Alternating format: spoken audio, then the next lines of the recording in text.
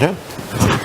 Sí. Bé, primer de tot dir-vos que és un honor estar aquí moderant aquesta taula rodona acompanyada de grans professionals que ens poden donar, jo crec que un punt de vista diferent. Em sap greu liderar la taula rodona dels no tan joves, ho estàvem parlant ara, perquè jo crec que ens considerem joves també, però està clar que no tant com els que esteu avui presents.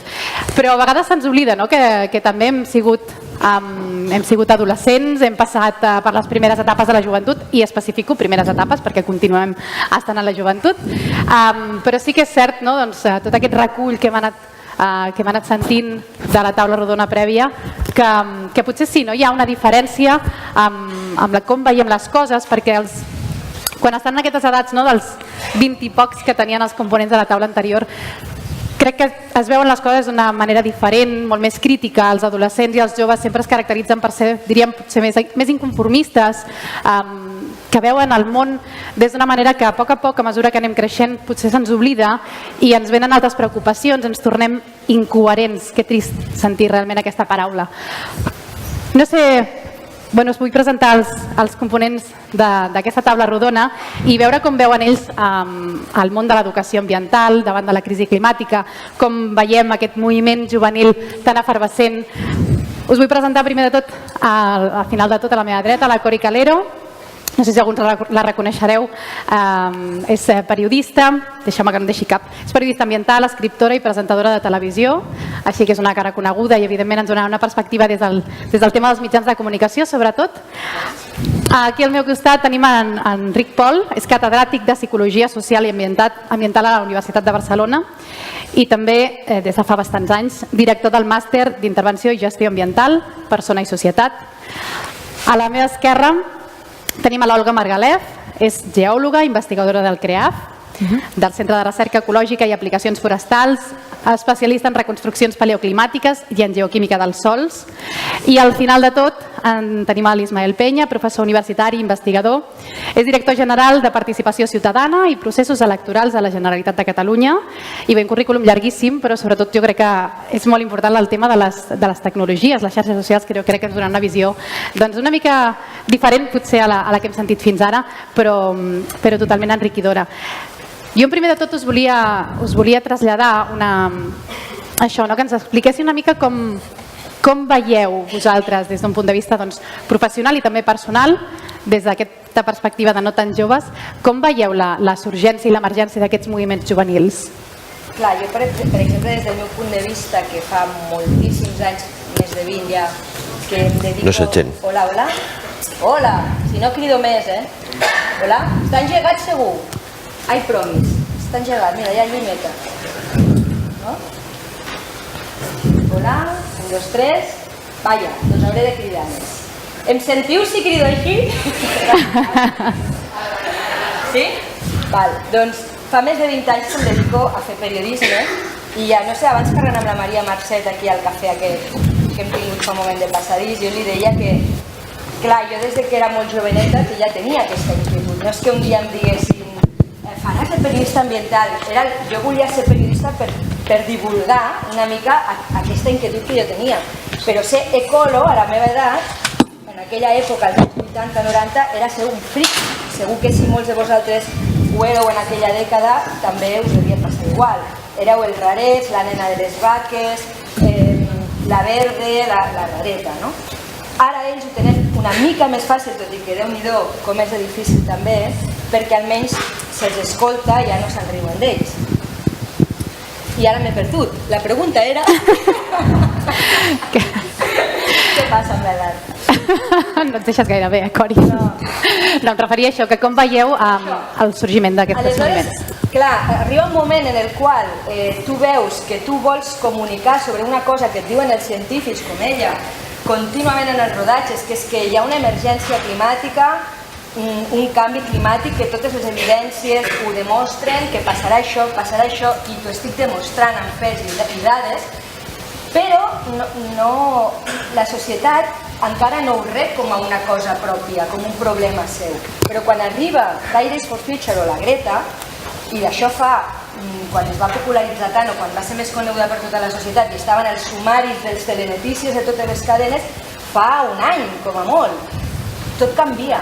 I tot canvia, però llavors el teu tema, que és aquest que parla d'un científic que mira ratolins que demostren que estan desapareixent perquè el canvi climàtic fa que desapareguin, que abans era l'últim de la llista de tota l'escaleta i estava 2 mesos donant voltes per la redacció, ai, quin vídeo més mono surten ratolins, ara no, ara està en sumari i jo crec que gràcies, jo li dec bastant agraïment a aquest moviment al fet que això es visibilitzi. Ells han fet una feina molt gran de fer que això arribi a la societat, que la societat ho vegi seu, i ha sigut ràpid, com moltes de les coses que passen ara a causa d'internet o de les xarxes socials. Enric, què et desperta tu, aquesta surgència, aquesta emergència de tant activisme juvenil? A veure, deixa'm començar amb una metàfora, perquè després ja posaré elements de pessimisme, però una metàfora optimista. Tots heu vist moltes pel·lícules americanes d'aquestes de polis i lladres en què la policia americana no s'atreveix a entrar a no sé quin barri de Los Angeles. Un barri de Los Angeles, per què no s'atreveix a entrar? Perquè és el nucli de la degradació social, de la tal, no? No s'atreveix a entrar perquè és una societat que, malgrat ha estat arruïnada, és una societat extremadament estructurada i té la força per oposar-se a. El que passa és que està estructurada al marge de l'ordre establert. Per què dic això? Perquè al llarg de la història tenim molts moments en què sembla que el món s'enfonsi i tot hagi d'anar malament, i de cop i volta els països que eren l'abocador del món, Estats Units o Austràlia, per posar un país de moda, de cop i volta emergeixen com si fossin les primeres potències. Què vull dir amb això? Home, els moviments dels joves, tipus els Fridays, etc., dic els Fridays perquè és el més conegut, qualsevol dels altres, en bona mesura és una expressió d'aquesta inquietud. Ara, hi ha un segon element, ja començo amb les visions negatives, vull dir, cuidado, no siguem ingenus. No siguem ingenus. Els moviments com els moviments dels Fridays estan molt bé, poden servir però cuidado, acabaran manipulats, si és que no ho estan ja. Acabaran manipulats i fent-los servir com a bandera per interessos ocults. Dit d'una altra manera, no estem jugant una partida de ping-pong, estem fent una partida d'escacs. I el moviment d'un peó no vol dir que sigui un moviment del peó, vol dir que respon a una jugada que està per un altre cantó. Llavors, podem prendre iniciatives absolutament lícites, absolutament vàlides, absolutament honestes, però no sabem qui per darrere ens pot fer servir. Aquest és un risc. Un altre risc que hi ha amb tot això, que ha sortit en bona mesura a la taula abans, és el risc del que entra dins del no siguem ingenus, que us deia. Estem en una societat que cada vegada diu confiar més en el coneixement i en la ciència i, potser sí, però en quin coneixement i en quina ciència? Perquè la nova religió d'avui dia és el coneixement i la ciència, però és que la ciència no és ciència. La ciència està absolutament manipulada per destacar allò que interessa per reforçar les estructures de poder. Per tant, no podem entendre aquests processos, o sigui, estem en una situació que tendim a culpabilitzar molt el ciutadà com a individu, ets molt dolent perquè tires el paper de plata o perquè fas servir el paper de plata, quan el problema potser no és del ciutadà, sinó és un problema estructural. I no és un problema de l'administració local, sinó és un problema més gran. I no és un problema de l'Estat, sinó que és un problema més gran. Perquè no oblidem una cosa, estem en un període històric en el que estem en la pura transició, si és que no l'hem fet ja, de que els governs almenys servien per controlar el capital. I en aquests moments no, el capital controla els governs. I tenim governs perquè el capital ho permet. I no en teníem abans de l'estiu perquè el capital no li interessava. Quin capital? Aquí ja en tenim dos, per un cantó.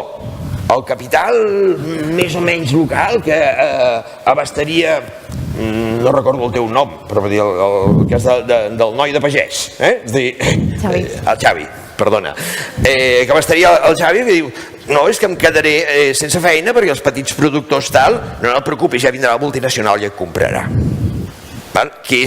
I com estem en una situació de risc en què amb la bandera de la sostenibilitat acabaran enfonsant el petit capital, la petita iniciativa, etc. Llavors, això és un element que em sembla fonamental. I un últim, i ja em callo, un últim element. Per què poden sortir els moviments com els Fridays o per què hi ha moviments de capacitat de reacció? A veure, aquests dies que hem estat a la glòria, que hem estat visquent a la glòria, no? Hi ha hagut uns efectes molt petits, entre altres coses, perquè som un país que per circumstàncies històriques tenim una estructura de societat civil molt potent. Què vol dir la societat civil molt potent? Vol dir una societat autoorganitzada que té capacitat d'autoorganització al marge del que siguin les estructures, perquè estem acostumats a viure a la contra. I això ens dona força. I llavors això, permeteu-me que posi una altra paqueta sobre la taula que té a veure amb els comunicadors. Amb una anàlisi que vam fer de la informació ambiental a la premsa, amb un diari de Barcelona en concret, tampoc cal dir quin, abans i durant la crisi, una de les coses sorprenents que ens sortia era que la quantitat d'informació d'interès ambiental era la mateixa abans i durant. Però hi havia hagut una cosa molt important. Abans de la crisi, la informació ambiental estava en apartats que vinculaven al ciutadà. Coses de la vida, societat, allò, i atreia constantment cap a comportaments específics que comportaven la implicació.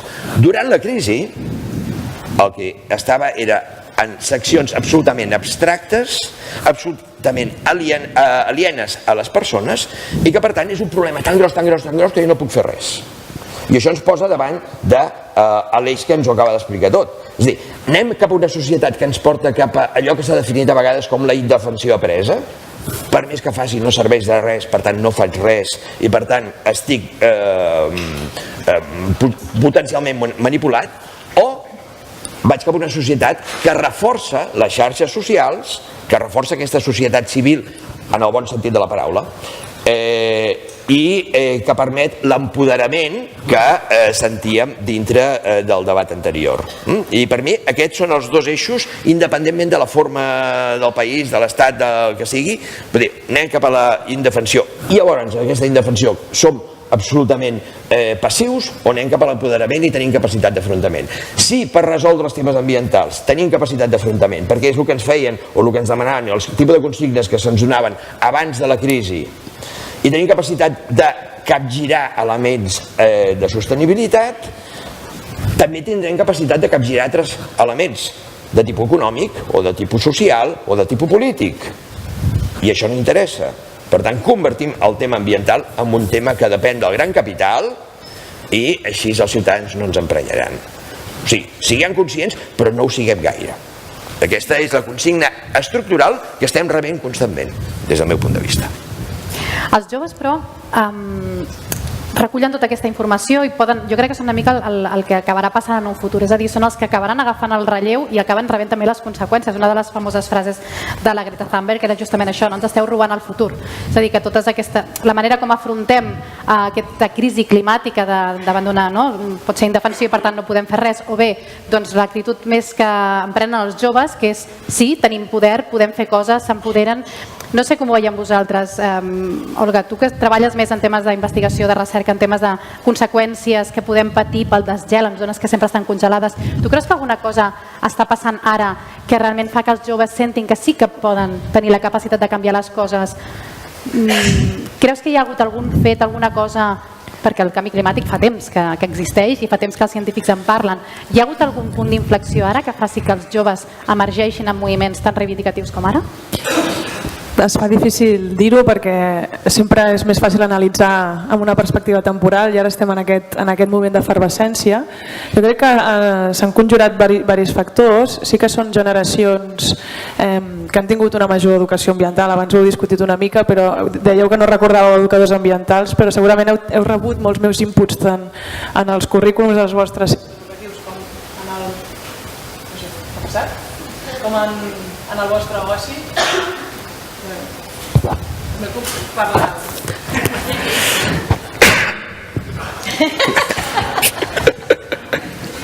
Resolem els problemes tècnics? Sí?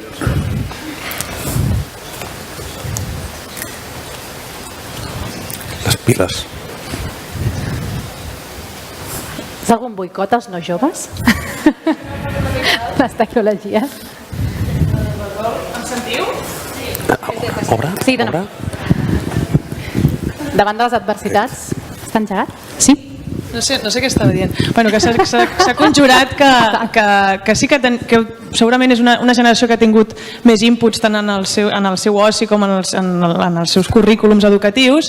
S'ha conjurat que comencem a notar aquesta sintomatologia del canvi climàtic en carn pròpia. Ara tenim la Glòria i tothom ens està dient que el canvi climàtic ens portarà una major freqüència d'aquests events extrems, etc. Tenim onades de calor, ho estem visquent. I s'ha conjurat també que els moviments socials de les darreres dècades han aportat una mirada global a la complexitat, una mirada sistèmica. Amb això vull dir que el moviment ecologista ha fet un gran salt almenys el moviment ecologista que coneixíem al nostre país de finals del segle passat, que era de conservar un raconet, que no el destruïssin, una cosa més local, una mirada de protegir aquest bosc, que igualment és important, però s'ha donat el salt qualitatiu de fer l'anàlisi de dir no serveix de res conservar un retall de paisatge si el sistema si no està connectat, si el sistema segueix emetent CO2 amb aquestes quantitats, una sèrie de paràmetres que ens obliguen a tenir una visió holística i global. Aleshores hem anat a buscar, hem anat a parar a un ecologisme que té una mirada globalitzadora, igual que en les dues darreres dècades hem tingut uns moviments socials o unes mobilitzacions a nivell que eren els antiglobalització, que no és que fossin antiglobalització, eren antiglobalització sota aquest sistema capitalista que ha generat tanta desigualtat. I aquesta ha sigut potser també aquesta interrelació entre aquesta anàlisi global, la justícia global, justícia climàtica i els moviments ecologistes que ja existien aquí, que tot això ha convergit. També vull dir que és un moviment que ha sortit amb molta força, però ha sortit molta força el que coneixem com a primer món.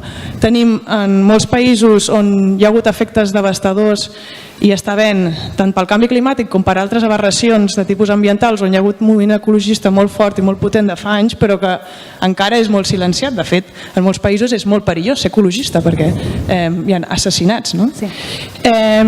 I a part d'això, que em preguntaves per la ciència, no sé si vols que segueixi ara o parlem de ciència, del paper que podem tenir els científics, perquè ha sortit mencionat en la xerrada abans i l'Enric també ha fet menció ara, si no ho podem comentar més endavant. Sí, jo crec que podem deixar per endavant. Jo crec que has dit una cosa molt interessant, suposo que és veritat, fem referència de com veiem ara les coses, com és la situació d'ara. Jo crec que el canvi climàtic evidentment jo crec que és innegable, cada vegada és molt més evident. Aquests dies jo pràcticament no puc ni arribar aquí, jo visc a l'Empordà, per tant és aquesta zona que hem estat confinats a la zona del Baix Ter i per tant, bé, algunes poblacions, alguns territoris estan visquent en primera persona aquests dies els efectes del canvi climàtic. Per tant, està clar que ho hem d'afrontar d'alguna manera i suposo que també emergeixen aquests moviments juvenils davant de l'evidència. Potser les xarxes socials també fan que aquesta evidència sigui a nivell de coneixement global, és a dir, que siguem més conscients de tot el que està passant, potser perquè la informació corre amb molta més facilitat que no pas quan érem joves. Totalment. Per mi el titular seria que hem passat d'una societat de l'ensenyament a una societat de l'aprenentatge. Això més o menys el Jaume Funes al començament ho comentava, però és un fet molt rellevant. Què vol dir aquesta paraula tan maca, de passar d'una cosa a l'altra? Vol dir sobretot dues coses. La primera, que és que trobem a l'escola recursos, ara ja no només els trobem a l'escola, els trobem fora de l'escola, i de fet no només els trobem fora de l'escola, sinó que quan no els hi trobem els podem fer. Llavors tenim un company, el Joan, que si no té els recursos va i els genera a Instagram o on faci falta. Llavors aquesta part és molt important perquè abans ser creadors de recursos només estava a les mans o dels polítics o de les grans empreses o de les escoles, diguem que podríem tenir entre la política. I una altra qüestió molt important és les comunitats, és a dir, no només per aprendre et fan falta recursos, sinó que et fa falta algú que et doni context, que t'acompanyi, que t'ajudi a comprendre. Això abans de nou ho trobàvem a l'escola, aquests companys podien ser els teus companys de classe o els profes, i ara ja no cal, ara aquesta massa crítica la trobem en fora. De nou, les persones que estaven aquí representades, pràcticament cap d'ells estava en una de les grans ONGs típiques, que era on un trobava la massa crítica i aquesta mena de companys, aquesta comunitat que t'acompanyava a fer manis o a fer coses, sinó que ets capaç d'autoorganitzar-te amb aquests nous recursos que tens, amb aquestes persones que tens al teu voltant, i tu et crees la comunitat. Són dues coses que són relativament noves, vull dir, fa pràcticament 10 anys era molt, molt, molt difícil fer això, i en canvi el trànsit ha estat brutal. Hem passat això, de ser ensenyats, llavors teníem ensenyament ambiental o educació ambiental, llavors tots els que estaven aquí també ho deien, jo no he tingut mai un educador ambiental, no? Però tots ells havien après educació ambiental, però no d'una persona, sinó que ells mateixos s'havien construït aquest nou ecosistema, aquest entorn insisteixo, de recursos i de comunitats. Llavors és paradigmàtica aquesta nova possibilitat de saltar-se a les institucions, que és on estem ara, i llavors podem parlar amb l'Enric dels riscos que té això de desinstitucionalitzar, de perdre perspectiva, de que et puguin manipular, ho deixem per després, però aquests dos factors són molt importants. Ja no necessites arribar a escola que t'eduquin, sinó que tu tens les eines per aprendre. I insisteixo de nou, recursos que si no hi són a més te'ls pots crear, i comunitats que si a casa teva no hi són, les pots crear. De nou, l'exemple que posaves tu ara del Ter. Si en el Ter no hi ha una de les grans ONGs o un dels grans sindicats, doncs tu et dedicaves a una altra cosa, et dedicaves a ser fan del futbol, no sé com es diu, de l'Unió Girona, com es digui, i et dedicaves a una altra cosa que tinguessis en el teu territori. Ara ja no. Ara tu pots ser del matí, pots ser filogermànic, encara que no hi hagi alemanys envoltat a casa teva, i pots salvar balenes encara no tinguis balenes a casa teva, i pots a la tarda fer filatèlia encara que no hi hagi gent que faci segells a casa teva. Aquesta capacitat de generar massa crítica, de comunitat, d'interactuar també és molt nou, i això ha trencat els esquemes que teníem fins ara.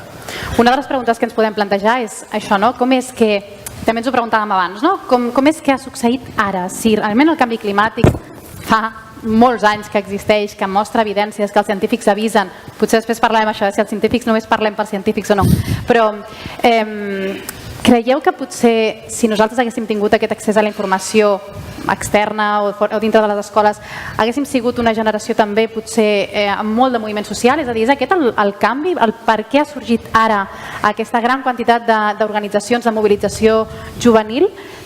És potser això, el fet de que la informació corre amb molta més facilitat, amb la capacitat de tenir eines noves de comunicació que no necessàriament han de passar per mitjans de comunicació molt grans, sinó que hi ha altres vies? Creieu que és aquest el punt d'inflexió? Jo crec que han coincidit diversos factors. Un és aquest, la velocitat d'informació que hi ha ara. En la nostra època tenies un llibre de text i anaves a la biblioteca i potser trobaves un tractat de feia no sé quants anys de tal científic, però ara els tens al moment, no? I a més tens una persona que l'ha comentat, que l'ha analitzat, tens un vídeo que explica l'estudi, no? No sempre, però sí que hi ha molta més informació, això és un factor.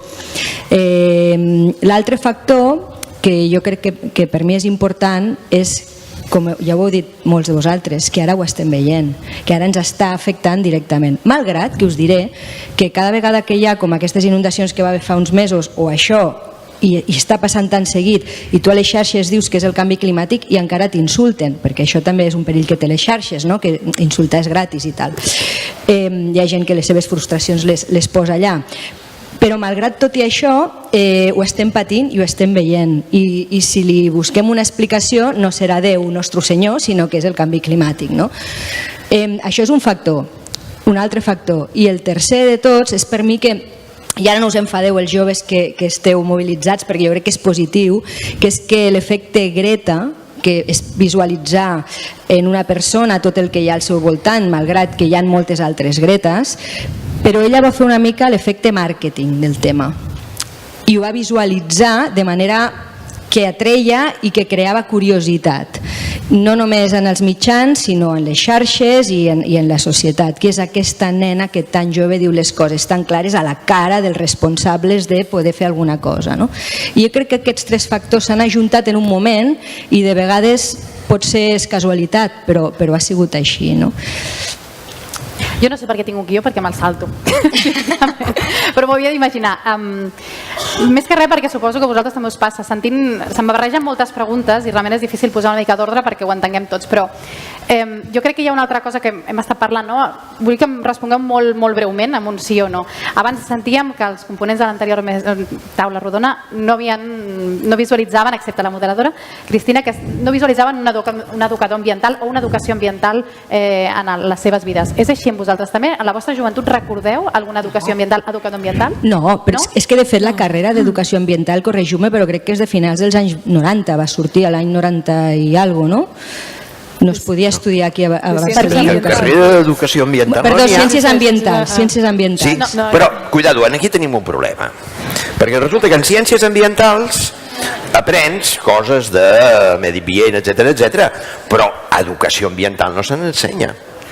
I els de ciències ambientals acaben sent els que gestionen la comunicació en els mitjans de comunicació, i comunicació no se n'ensenya.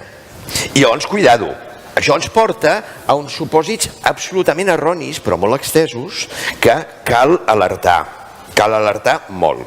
Vull dir, primer,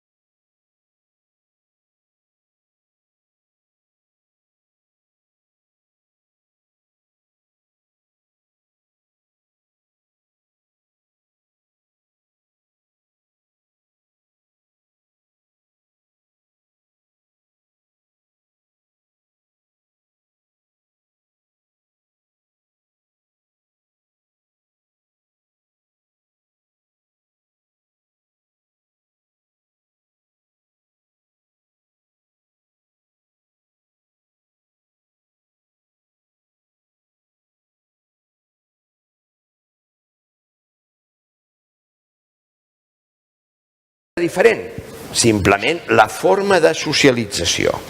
És a dir, la socialització, que és un concepte que en aquests moments ha quasi desaparegut de les ciències de l'educació i de les ciències socials, curiosament, d'aquí ve el que us deia abans de les ciències i les credibilitats de les ciències, la socialització, com que no es pot mesurar, no existeix.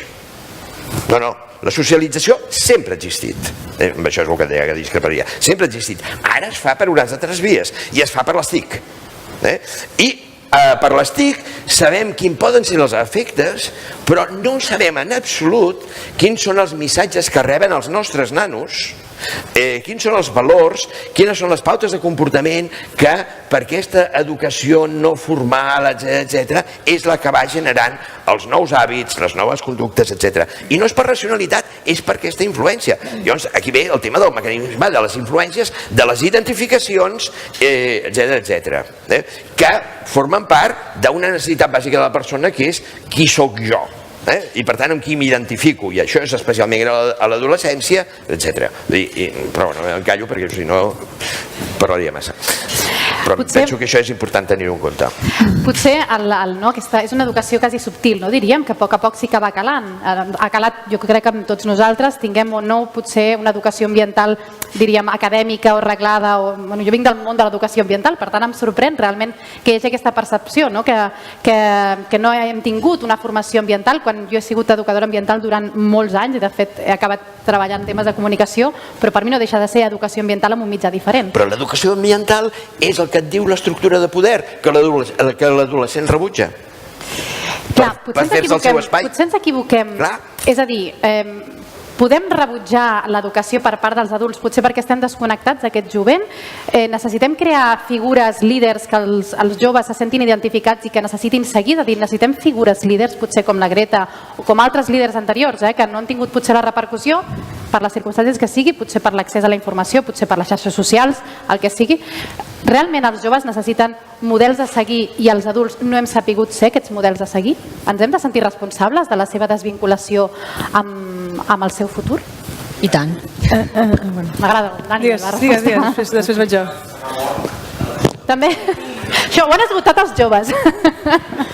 Però està bé.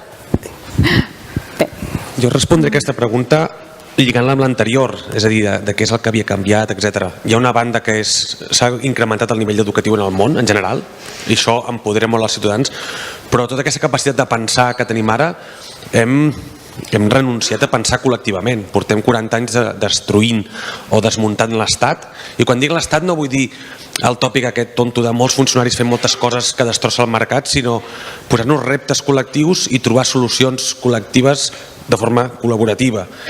Això ens ho hem carregat els últims 40 anys, des de Margaret Thatcher fins ahir o fins avui, i quan deies és que els adults no, és que els adults hem renunciat a això, hem optat per una via individualista, de no construcció col·lectiva, de política de paripé, de política que no afronta els grans reptes, sinó que afronta els reptes electorals, i això és el gran drama. Llavors, els adults, en aquest cas, és les institucions, que són els que els adults ens dotem per pensar col·lectivament i fer coses col·lectives, les hem minat i les hem reduït al no res, per una banda perquè tenim una agenda neoliberal que fa que això faci nosa, i després perquè qui s'acosta a la política, amb moltíssimes i grans i boníssimes excepcions, però la gran política és absent. Tenim ara mateix una política molt prima, que llavors, clar, diu, fan falta nous líders? Sí, clar, perquè els líders que suposadament teníem, que eren per tothom, que són els que votàvem, són de cartró.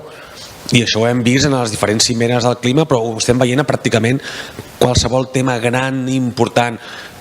Ostres, segueixen matant milers de dones a l'any i no hi ha cap pla per això. Fa 10 anys de les primeres sentades per l'habitatge, especialment per l'habitatge jove a Espanya, i només hem tingut petites modificacions timidíssimes en temes de regulació de l'habitatge. O sigui, amb el medi ambient, a més, és una cosa que hi ha que dir, ¿dónde está que yo lo vea? Que no lo huelo, doncs encara millor, no? Llavors, fa falta nous lideratges? Entre cometes, per desgràcia, ha de sortir un lideratge extrainstitucional, de fora de les institucions, que supleixi els lideratges que, a més, paguem entre tots amb els impostos. Per mi aquest és un gran drama. Tant de bo no fes falta una Greta o que aquesta Greta estigués en un ministeri i pogués tirar endavant la seva agenda, no només amb el seu carisma, sinó amb els recursos que té l'Estat, que són poderosíssims. Llavors, no sé si la Greta, diguem-ho així, és una bona solució o hem fet de la necessitat virtut. Fan falta nous lideratges. Ostres, a mi m'agradaria pensar que ens fan falta noves institucions que puguin recollir aquests lideratges, que uns poden estar dintre, uns poden estar fora, i és en aquest diàleg del dintre i fora on les coses s'enriqueixen, no? Per mi, insisteixo, la Greta, tot i que crec tant de bo hi hagués moltes més Gretes i quina sort n'hem tingut que ens ha fet despertar ni que sigui una mica, per mi és un fracàs, és la imatge o la símptoma d'un fracàs, no ella evidentment, sinó el seu símbol d'un fracàs de que com a col·lectiu les institucions que ens hem donat no estan donant resposta. És la línia del que diu Ismael. Vaja, és una cosa que moltes manifestacions de joves han dit i que resumeix el que tu dius, que és l'estatus aquest de les paraules i no els fets, no? I ells demanen més fets i menys paraules, i una mica és el que crec que ells veuen que està passant. Demanen fets, però això no vol dir que per molt que cridin i que els demanin aquests fets arribin, i el problema és aquesta institució que s'ha creat política, en la qual una cosa molt exemplificadora d'això és les cimeres. Cada cop que vaig a una cimera, digue'm il·lusa, vaig amb molta il·lusió, i cada cop que torno d'una cimera torno deprimida, perquè veig aquella gran parafernàlia de personatges que et costa molt accedir perquè et donguin una entrevista, te la fan, diuen grans coses i després no són reals. Jo recordo el president de Costa Rica a l'última cimera de Madrid que em va dir: és que jo estic sentint coses aquí en el micro davant vostre que després la mateixa persona en allà, a la reunió, un petit comitè perquè surti un document, defensa tot el contrari, no? I m'ho va dir el president de Costa Rica, no m'ho va dir un tècnic, m'ho va dir ell, no em va mentir. I clar, això et fa deprimir molt i et fa alabar molt que hi hagi joves que no caiguin en aquesta depressió, sinó que agafin les armes i actuïn. La seva arma és comunicar aquesta ràbia, aquesta impotència, aquestes ganes de que hi hagi més fets i menys paraules, que és el que estem veient tots i és el que et fa rebel·lar-te, no? Potser és això, quan ens fem grans, Olga, potser ens desencantem, ens desil·lusionem. Jo crec que tots els que estem aquí agafem les coses i ens prenem la feina amb moltíssima passió i moltes ganes, i a vegades et venen inputs de fora que fan que entris en un estat de pessimisme, no? Que et desil·lusiona. Llavors, a mi m'encanta venir en actes així i sentir veus de gent jove perquè són inspiradors, realment. O sigui, el que m'he posat a dalt de tots els meus papers és joves inspiradors, perquè realment és cert, no? A vegades necessitem aquests referents, potser joves, que ens recorden que nosaltres també hem sigut joves, que hem estat vinculats a moviments juvenils des de sempre i que no sabem com hem acabat perdent energia amb aquest camí. Creieu que el moviment aquest juvenil també decaurà? És a dir, quan aquests joves vagin agafant la nostra edat, que no hi ha tanta diferència d'edat, però quan vagin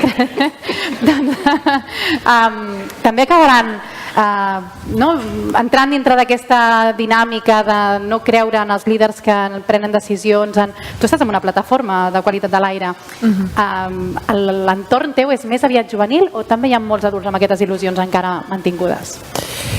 Bé, jo a part de fer ciència també faig activisme, aleshores a la meva edat encara segueixo il·lusionada i de fet agraïda de que generacions joves rescatin i facin trontollar els carrers i el que deia la Cori, no? Que quan potser nosaltres haguéssim agraït a la seva edat poder formar part d'aquest moviment. El repte que veig que té és el lligam amb altres moviments existents per arribar a percolar molt més a la societat, per exemple amb el moviment feminista que està en auge també, però amb el moviment sindical actual, amb altres moviments, amb moviments que ja existien a la ciutat, pel transport públic, una sèrie de coses que seria fonamental unir aquestes lluites, que no quedi com, bueno, hi ha els del canvi climàtic, no? Sinó com que el canvi climàtic també està abordant, està fent una crítica sistèmica que toca punts dels nostres modes de vida que van a parar al nostre sistema econòmic, etc. Doncs cal un lligam molt fort d'aquest moviment que no quedi aïllat, no? I que d'aquesta manera pugui... Això no sé, són així, coses que m'han vingut al cap. I si em permets dir una cosa, retornant a el que estàveu parlant abans, que no he tingut ocasió de poder-ho dir, quan parlàveu d'educació ambiental i parlàvem de quines franges d'edat resultava més... que en quines franges d'edat es veia un menor rendiment en aquest àmbit, etc. Hi ha una qüestió que crec que no hem mencionat encara, que és que vivim unes vides molt desnaturalitzades per la gran el creixement urbà, no? No sé a Catalunya en concret quin percentatge de la població viu en zona urbana i no en pobles de menys de tants habitants, en zones rurals, però això és un fet molt, molt significatiu, perquè el Xavi ho explicava abans, és que jo la visc, sé quin temps fa, sé com són les estacions, em sembla una tonteria, però és que els nens que creixen a Barcelona gairebé no se n'entenen de les estacions. I aleshores crec que l'educació ambiental també ha d'anar cap aquí, cap a poder connectar tots aquests infants i adolescents que estan en un entorn totalment urbanitzat a conèixer aquests espais, no gaudir-los com si fos com qui va al parc a jugar i tornar a casa, sinó a viure's d'alguna altra manera. Segurament això comporta anar-hi i estar-s'hi i no sé, desenvolupar també una sèrie d'estima, potser sona hippie o el que sigui, però crec que és fonamental, perquè si no estimes, si no aprecies, si no coneixes des de l'emoció, l'emoció és una mica aquesta lluita entre la racionalitat i l'emoció, que potser també abordant a l'emoció és la manera en què tenim d'arribar i de fer que algun d'aquests canvis puguin, o aquesta educació ambiental pugui ser una cosa que deixi més petjada. Bueno, és que estem totalment desnaturalitzats com a societat i és un dels greus problemes, perquè una de les coses més òbvies que genera és que la gent veu, per exemple, un bosc. A tothom li agrada un bosc? Sí, però ser-hi potser fins i tot hi ha qui li molesta, perquè hi ha una herba que pica o hi ha una formiga o una aranya que em fa por, i ho veiem com un paisatge que ha de ser bonic segons el nostre concepte de bonic, no el concepte real de com ha de ser realment un sistema i un sistema ecològic equilibrat. I això és producte d'aquesta desnaturalització, i això provoca un efecte molt gran, que és que, per exemple, no tinguem els nostres boscos preparats de cara al canvi climàtic i que siguin un polvorí cap als megaincendis, per exemple, entre altres coses, un exemple.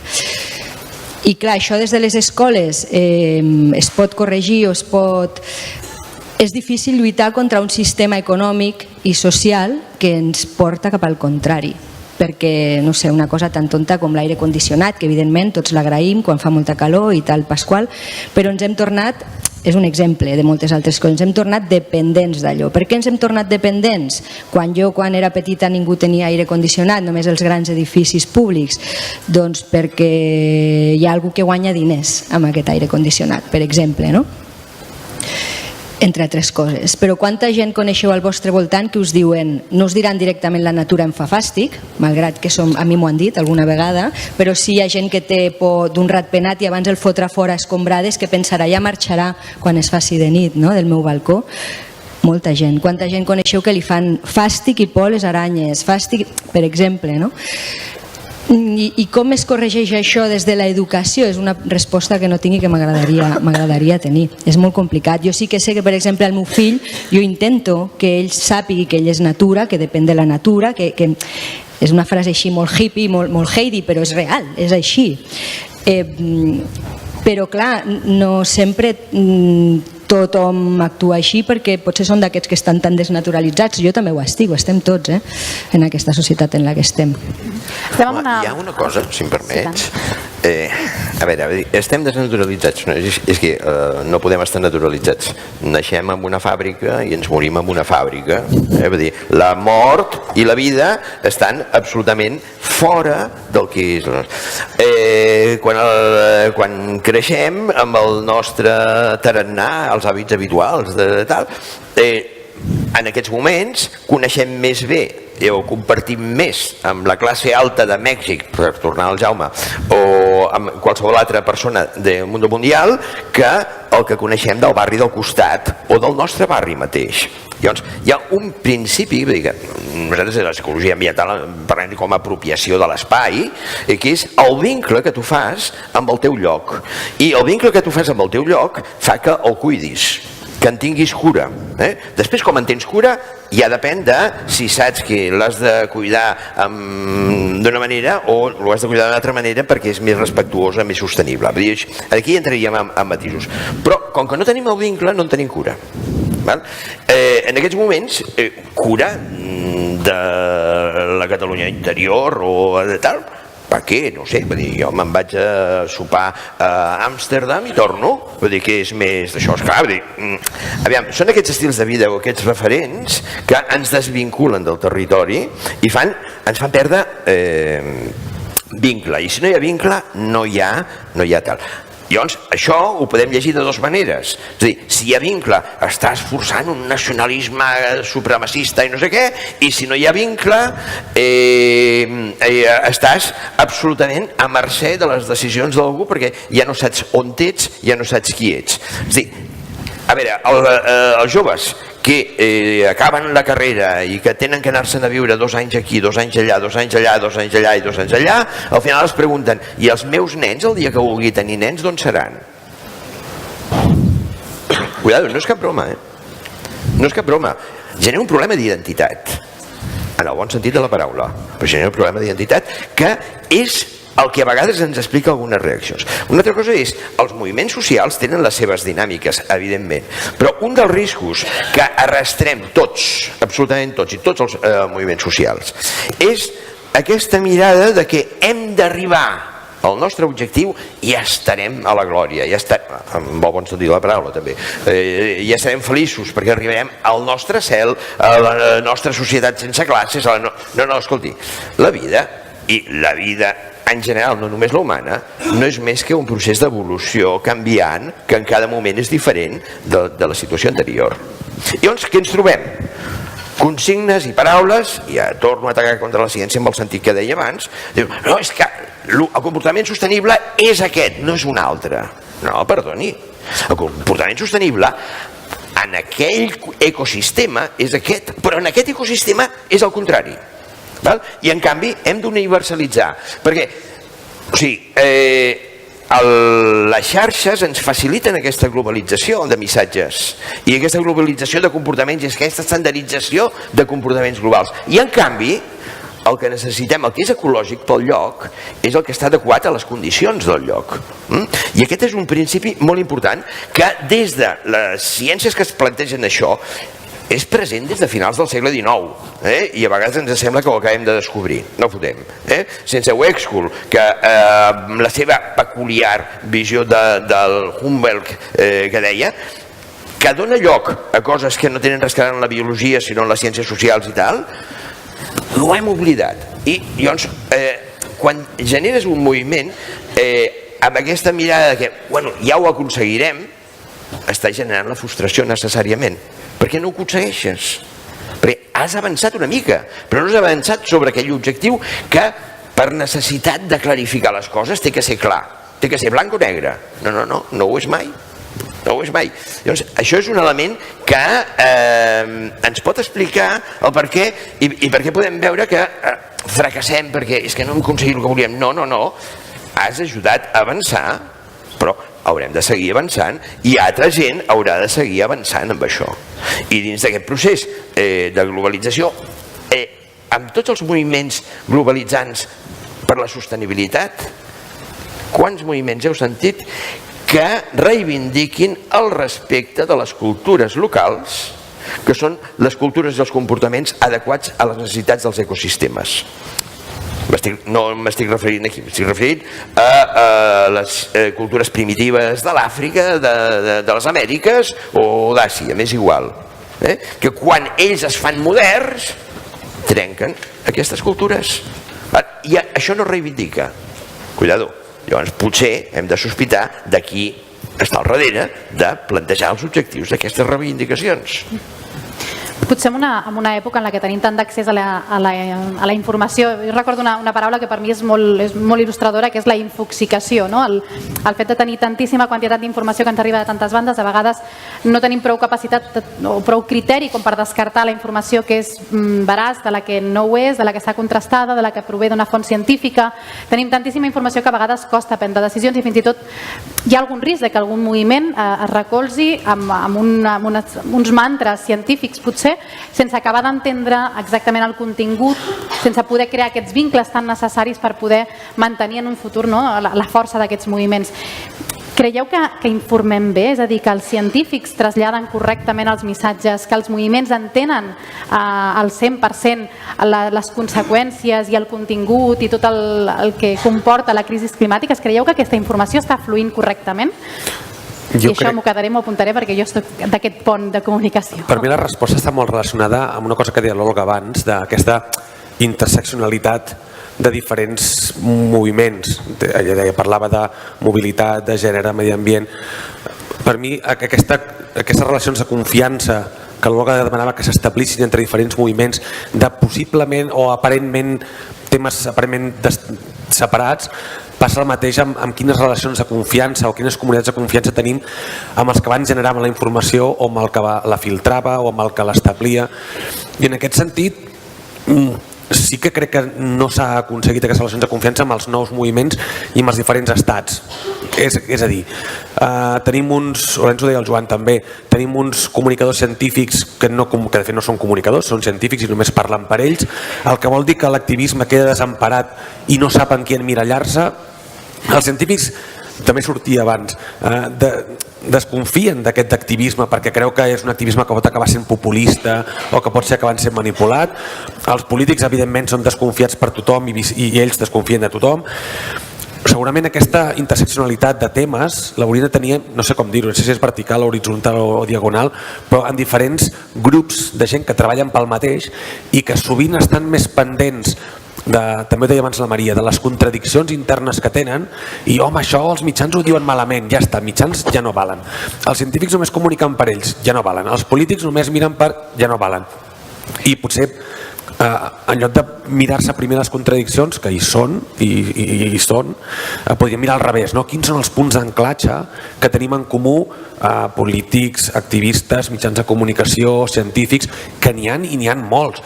Llavors aconsegueixes, cas real, que el director general de Pesca sigui una persona que ve de l'activisme i que és un crac, però que igual perquè ara ja és director general ja no val. Home, no, apalanquem-nos amb ell, no? O perquè aquest científic tan bo, que només es preocupa de quartil, de primer quartil, igual també és bo, ajuda a que faci aquesta translació. En lloc de mirar, de fotre'ns el dit a l'ull i veure què és el malament que està fent tothom i quines contradiccions està aixafant, el que ara deia l'Enric, no, ostres, el que val aquí no val allà, fem al revés, anem a començar per les coses que tenim en comú, que solen ser un 90%, i no perdem el temps en el 10% final, perquè no hi arribarem al 10%. Hi ha tantes coses per fer abans de discrepar en les coses que discrepem, que segurament, i ara responc, la qualitat de la informació, com filtrem, a qui donem la reputació, a qui donem la credibilitat, qui pot generar contingut, qui pot posar-lo en marxa, forma part de, o el problema està que hem trencat totes les línies de confiança. Abans eren molt clares, l'Estat feia una cosa, els mitjans ho comunicaven i la gent s'ho creia. I anem a fer veure que tothom actuava de bona fe, això funcionava genial. L'Estat feia coses molt bé, els mitjans ho explicaven superbé, més senzill, i la gent s'ho creia molt bé. Ja està, allò que deien, si la Vanguardia diu que les vaques volen, volen. Ostres, aquesta relació de confiança s'ha trencat per 1000 motius, no cal que la reconstruïm, o sí, però establim-ne de noves, no? Llavors jo crec que aquest problema de la desinformació, de la intoxicació, del populisme, del feixisme, de les fake news, etc., és perquè encara no hem restablert els canals de confiança entre nosaltres. I en aquest cas, en el moviment de medi ambient, és molt fàcil. L'objectiu és tan clar. Els mitjans, encara que discrepem en alguns, són tan clars, l'impacte és tan clar, el compromís jo crec que és tan honest i tan clar que només que féssim una mica d'esforç, no cridar tan fort sinó cridar una mica millor, jo crec que aconseguiríem restablir aquests canals i aquí podríem apalancar molta més força.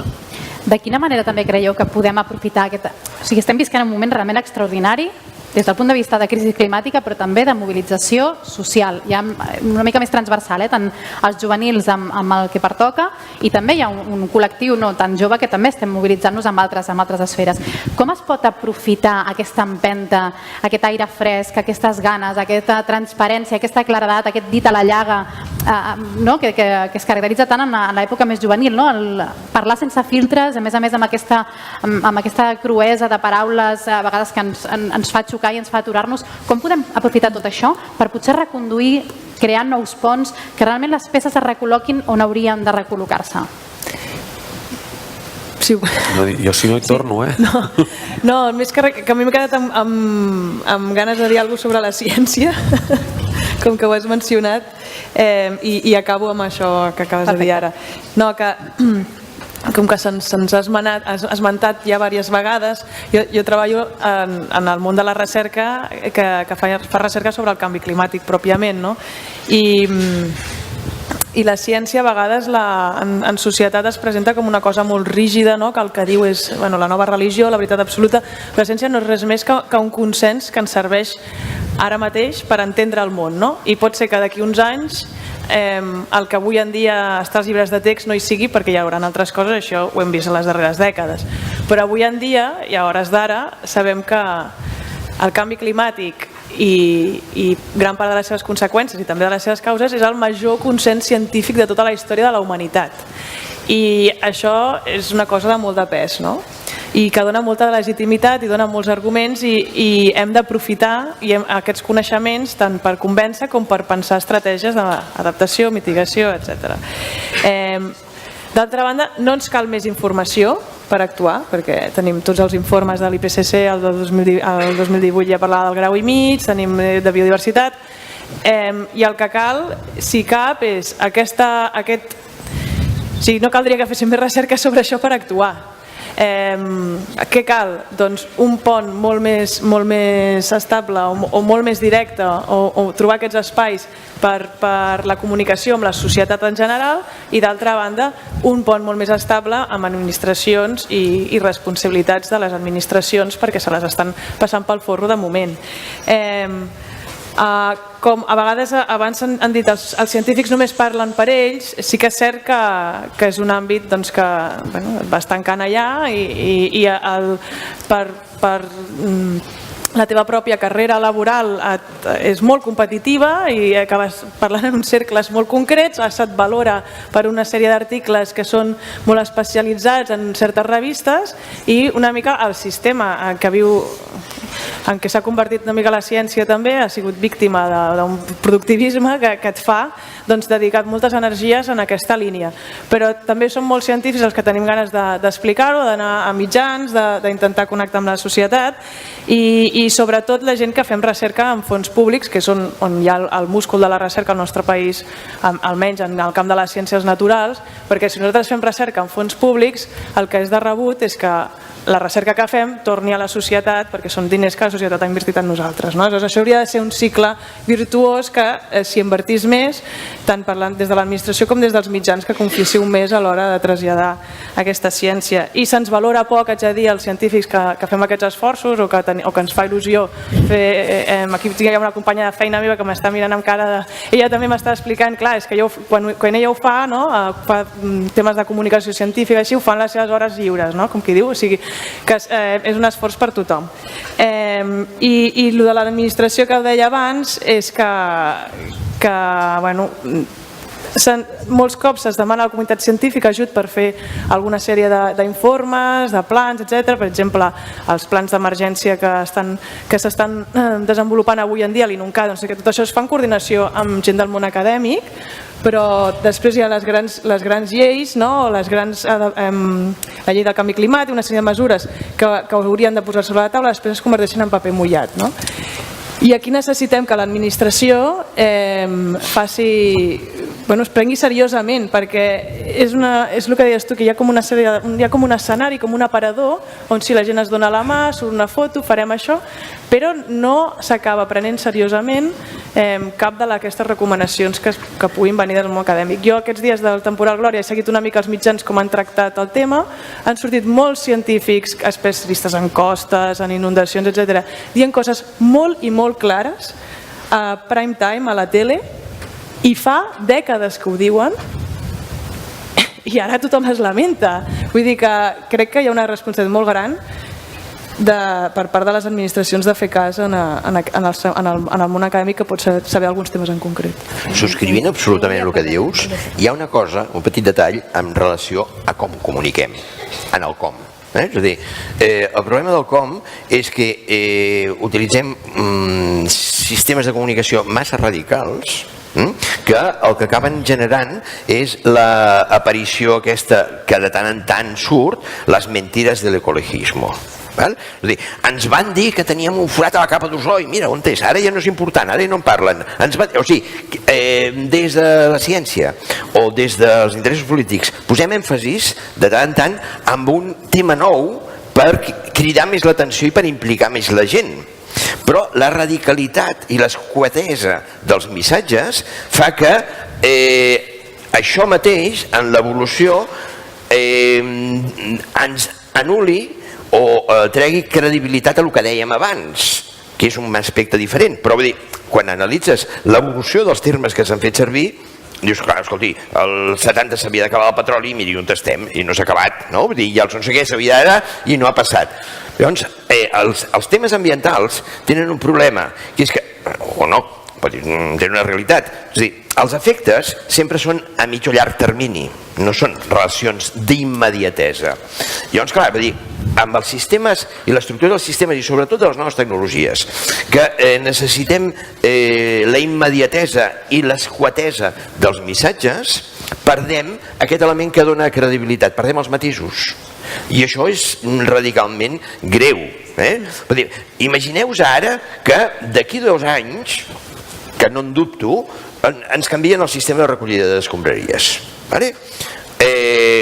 Ara, el missatge quin és? L'única forma de ser sostenibles amb la recollida d'escombraries és respectar els 5 contenidors. Molt bé, sí. És que hauríem d'afegir una cosa. Ara, amb la tecnologia que tenim instal·lada i els diners que tenim, la millor forma és amb aquesta, però ja hi ha tecnologia que ens permetrà fer una separació més tal, que no la podem aplicar, però que l'aplicarem quan aquesta hagi caducat i tal. És a dir, hem de deixar sempre la porta oberta a aquest matís, a aquest canvi. Un missatge radical no és creïble mai. No és creïble mai, perquè mai és veritat. És a dir, tot el que és la millor tecnologia d'ara serà una tecnologia obsoleta demà passat, inevitablement. I això la Unió Europea ho té molt clar. Hi ha aquell lema de que tens que assegurar les millors tecnologies disponibles, que no són un valor absolut. No arribarem al cel. No. Farem una tecnologia, descobrirem que té uns aspectes bons, però que té uns efectes negatius que no sabíem. Doncs això, és a dir, quan en la comunicació estem vinculant el missatge clar, net, tal, estem generant la percepció de m'han enganyat perquè no és exactament així, és una mica matisat. De fet, un dels principals reptes que tenim des de la ciència que estudiem el canvi climàtic és traslladar la incertesa que tenim, no? Perquè sembla que has d'explicar dades concretes, passarà això, i principalment una de les característiques que té el canvi climàtic que vivim és que ens enfrontem a una situació que el planeta Terra abans no ha conegut, en el sentit de que el planeta tal com el coneixem, en el passat sí que havia passat, però amb una distribució molt diferent de mars i continents, mai havia estat amb aquests nivells de CO2. Aleshores, no sabem el sistema climàtic quins mecanismes de retroalimentació pot tenir i, per tant, entrem en escenaris d'incerteses. El que proposem és, pot ser que vagi cap aquí, pot ser que vagi cap allà, estem visquent un canvi, però hi ha certa incertesa i això és molt difícil de traslladar, perquè si no ho sabeu, aleshores per què ens alarmeu, no? Doncs treballar amb matisos, poder parlar d'aquesta complexitat del sistema climàtic, parlar d'incertesa, del que passarà, doncs sí, és un dels reptes clarament, perquè és difícil. Aquí és on entrem nosaltres, no? Clar, hi ha algú que ha dit a la taula anterior, els científics parleu pels científics, en dono fe? No sempre, evidentment, això depèn de la vostra capacitat, però jo sempre penso que els científics ja teniu prou de feina en fer de científics. Llavors aquí és on entra la meva feina, que és traduir el que vosaltres feu perquè la gent ho entengui. I mentre això passi, continuaran seguint vius els mitjans, si no, ja no servirem de res. Quin és el problema i en el que han pecat la majoria de mitjans més generalistes i més coneguts? En què han intentat invisibilitzar la ciència i el medi ambient. Per què? Doncs no ho sé, però et diré que hi té molt a veure el tema de que els polítics també ho facin. A l'última COP, que és l'exemple més recent, encara s'ha reduït més la capacitat vostra de donar veu i vot en l'últim document de la COP, per voluntat expressa i supervisible d'alguns països com Brasil o Rússia o la Xina, per exemple. Clar, aquesta voluntat expressa d'invisibilitzar-vos per què és? Doncs per no haver de fer-vos cas, que és més fàcil, no? Això està clar. Els mitjans serien un eco petit d'això Hi han de millors i de pitjors, evidentment, però quantes vegades el medi ambient ha estat en prime time d'un telenotícies, fins fa poc que el canvi climàtic sí que ho està? Mai, el Prestige, potser, no? Però ja està, quan hi havia grans desastres d'aquests. Clar, mireu també les redaccions dels mitjans. Quants especialistes de medi ambient hi ha als mitjans? Molt pocs. Puc dir que sóc com una ara rara avis i algú més com per exemple un especialista que hi ha a La Vanguardia, no? És un senyor que porta molts anys i que realment ho viu, però ja està, quan vas a una reunió de periodistes mediambientals envien al becari, no us ho dic de broma, o a l'últim que ha arribat que, ui, és que ara tinc un judici. En canvi sí que hi ha especialistes en tribunals, especialistes en successos, especialistes en 1000 històries, no? I això, els que lluitem perquè canviï, i jo una de les coses amb les que m'he obsessionat és donar-vos visibilitat. Intento fer reportatges en els quals si us vegi treballar i que puguem explicar entre els dos la feina que està tan difícil d'explicar vostra en paraules entenedores. I la veritat és que el resultat és molt bo. El que m'agradaria és que fos més generalitzat, que no fos jo una rara avis. I el que més m'agradaria és que vosaltres, que de vegades esteu tan enfrascats en fer la vostra feina, diguéssiu que faig això, fem un reportatge, no? Per exemple. També és una cosa, un intente que va en dos vies, no només en una, no? I cada vegada m'hi trobo més, també perquè suposo que us sentiu més escoltats, llavors us dona ganes d'explicar-ho més, no? Bueno, jo crec que la taula aquesta no s'acabaria mai. Però em toca fer de dolenta i donar per acabat aquest... Bueno, de fet, continuarem, però acompanyats de la part més jove.